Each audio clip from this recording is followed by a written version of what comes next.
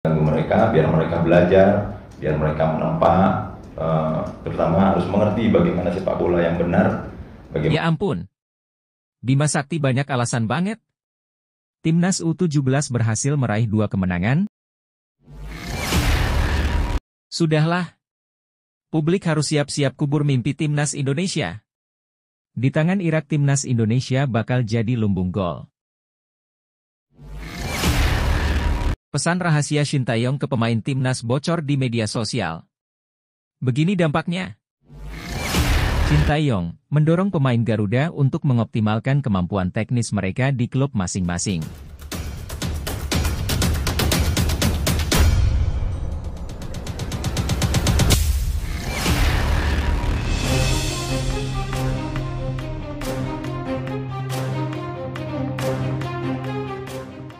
Ya ampun, Bima Sakti banyak alasan banget. Timnas U17 berhasil meraih 2 kemenangan, 1 kali imbang, dan mengalami 4 kekalahan. Bima Sakti mengungkapkan 2 kelemahan Timnas Indonesia U17 menjelang Piala Dunia U17 2023. Timnas Indonesia U17 baru saja menyelesaikan pemusatan latihan, PC, di Jerman yang berlangsung sejak 18 September 2023. Saat ini, Timnas Indonesia U17 telah kembali ke Indonesia untuk melanjutkan persiapan akhir di Jakarta. Setelah menyelesaikan TC di Jerman, Bima Sakti mengungkapkan bahwa timnya masih memiliki 2 kelemahan yang perlu diperbaiki. Jika ada beberapa kekurangan, kelemahan yang memang harus kita perbaiki, mudah-mudahan 2 minggu sebelum Piala Dunia U17, kita bisa memperbaiki kelemahan tersebut, kata Bima Sakti seperti yang dilaporkan oleh PSSI. 2 kekurangan yang dimaksud oleh Bima Sakti adalah kurangnya komunikasi di antara pemain dan masalah koordinasi saat bertahan dan menyerang. Terutama komunikasi di antara pemain, serta koordinasi saat bertahan dan menyerang. Hal ini telah kami komunikasikan kepada para pemain, dan kami juga telah melakukan evaluasi dari video-video saat uji coba.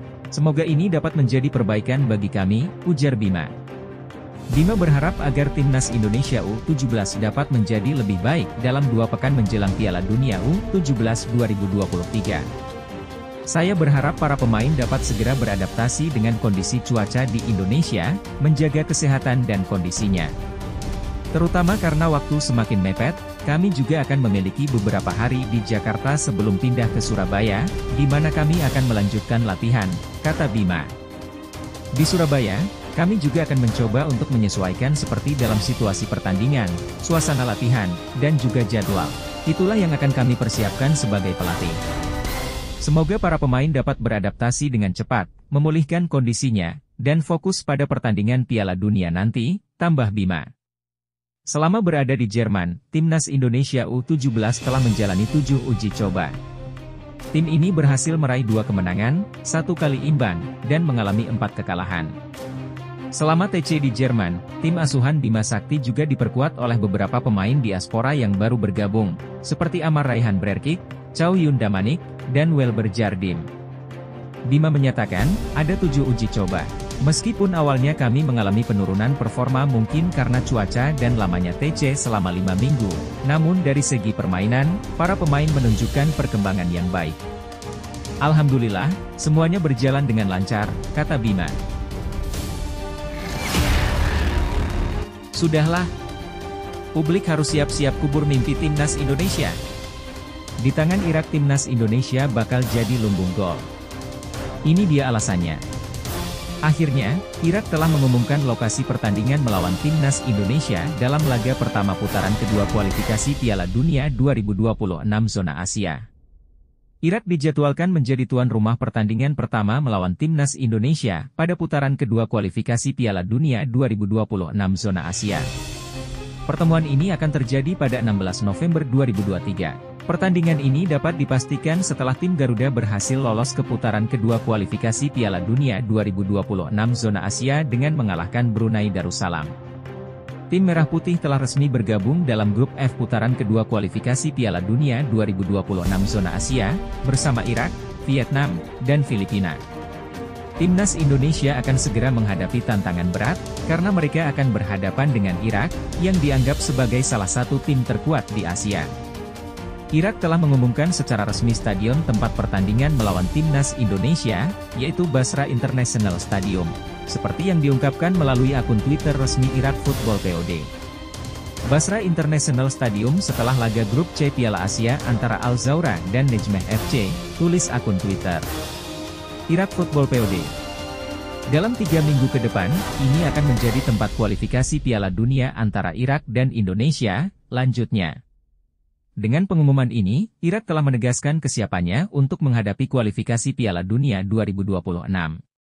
Sementara itu, timnas Indonesia belum mengumumkan stadion tempat mereka akan bertandang. Pada bulan November ini, timnas Indonesia dijadwalkan akan menjalani 2 pertandingan, dengan pertama-tama bertandang ke Irak, dan kemudian bertandang ke Filipina pada 21 November 2023. Pertandingan melawan Vietnam baru akan dilaksanakan pada Maret 2024.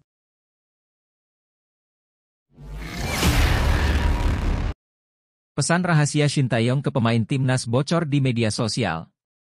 Begini dampaknya.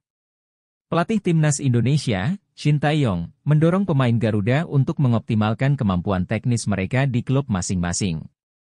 Sebagaimana diketahui, tim Garuda baru saja menyelesaikan pertandingan pertama dalam kualifikasi Piala Dunia 2026 zona Asia.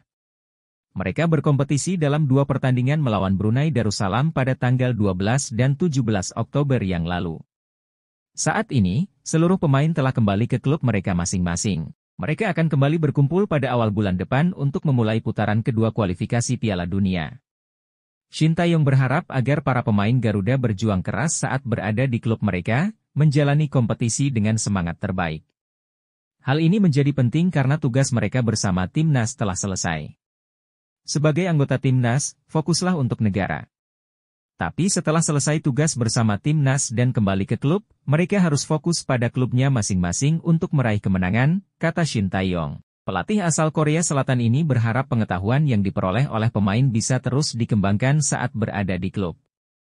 Tujuannya adalah agar pemain Garuda bisa terus berkembang, bahkan ketika mereka tidak bermain bersama timnas. Dia berharap semua pelajaran yang diberikan bisa diterapkan oleh pemain untuk membantu klub mereka masing-masing. Jadi, jangan lupakan apa yang telah dipelajari dari timnas, dan kemampuan itu harus diterapkan dan digunakan untuk membantu klub, ujarnya. Ketika berbicara tentang pemain, Shin Tae-yong mengakui bahwa dia memiliki pemain andalan dalam tim. Namun, dia tidak ingin pemain tersebut dianggap sebagai pemain istimewa.